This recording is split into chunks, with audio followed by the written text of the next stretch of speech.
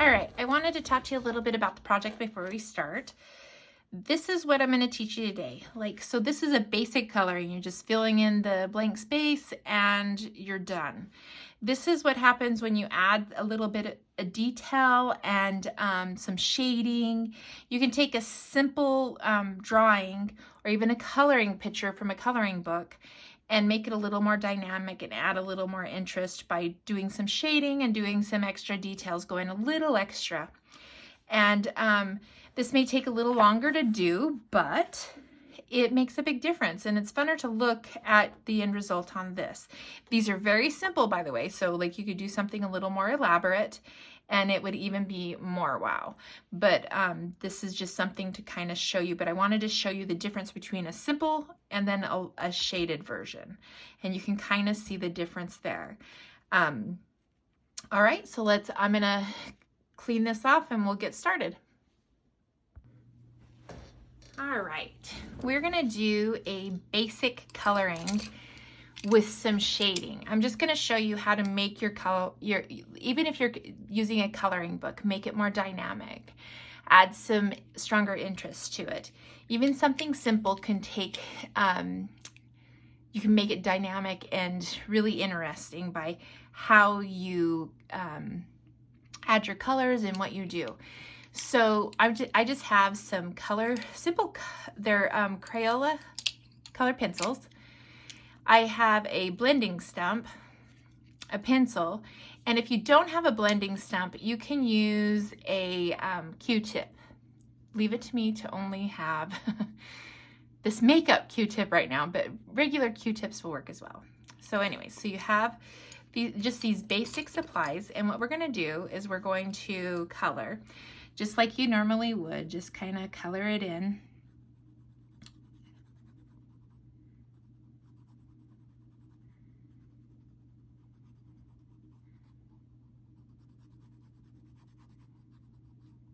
Just simple little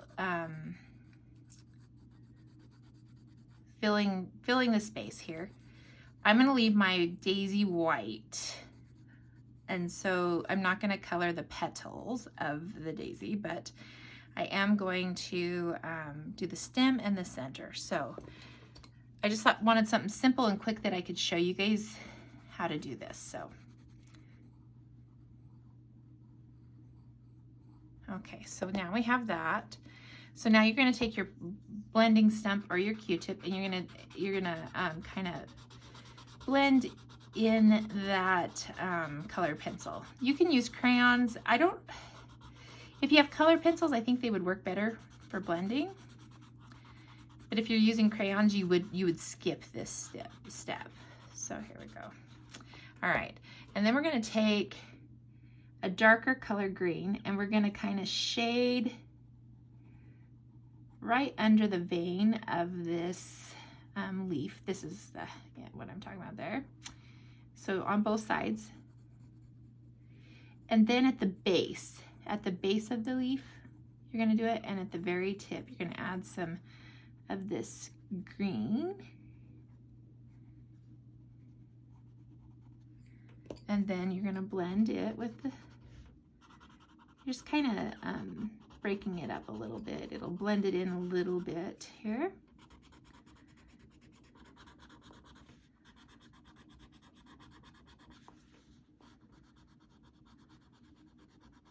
And if you're using the Q-tip, I probably should show you that too.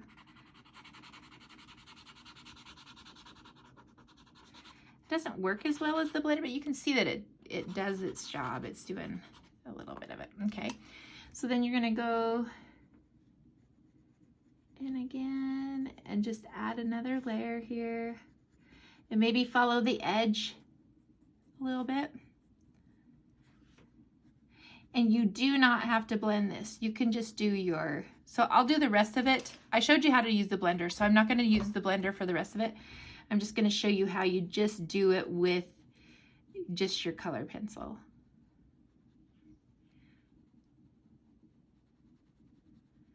So hit those edges real good.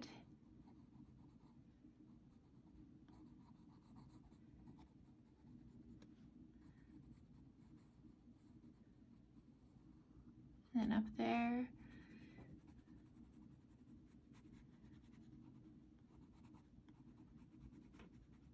This can take a little bit of time. That's why I'm showing you on just on simple drawing, but it's very relaxing and fun, I think. And then the end result is what's amazing, which is nice.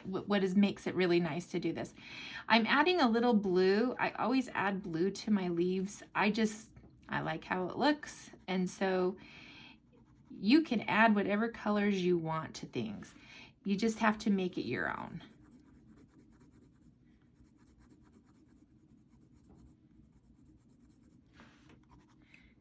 And then I'm going to go back over it with another green.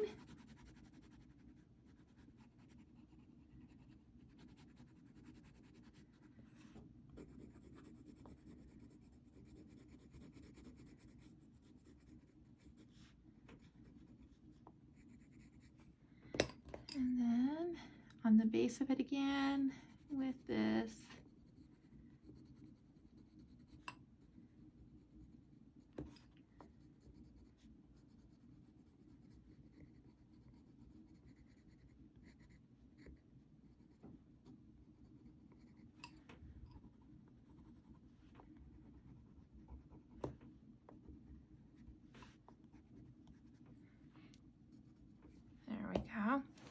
So I think we need to go, like a lot of times when you're doing this, just take a step back and look at it for a minute and see how it looks. If it's, if you see places that maybe need to be a little darker, then darken them. It doesn't have to look realistic. It just has to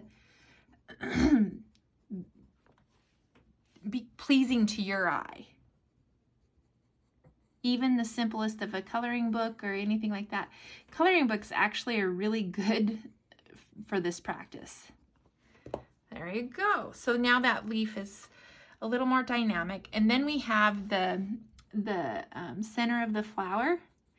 And what I'm going to do is I'm just going to darken one side, and I'm going to arc it to fit the circle, and then I'm going to go around this way.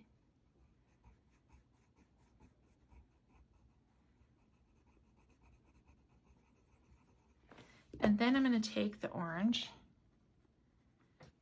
and add a little bit of orange in it.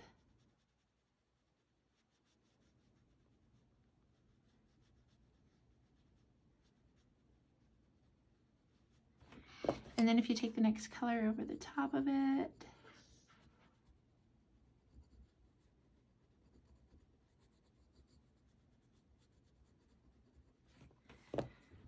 and then I'm going to go again. And just kind of adding a little bit of interest to it here by just like doing some squigglies. Do whatever you want. Then I think I'm going to just take and add a little bit of yellow in here.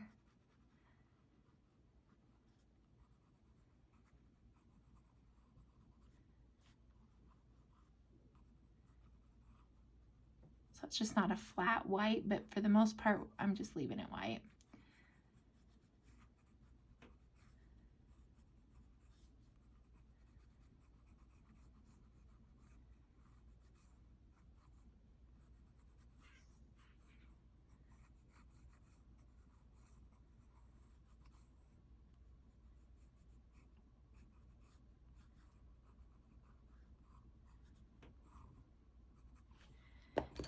A little bit of orange pizzazz here. Just little stripings, I guess, in here. Just little lines. Little lines go a long way. I wouldn't overdo it. I would just do a few little whispers of lines. But there you go. That's it. All right, I hope you enjoyed this and I hope you learned something. Have a good day.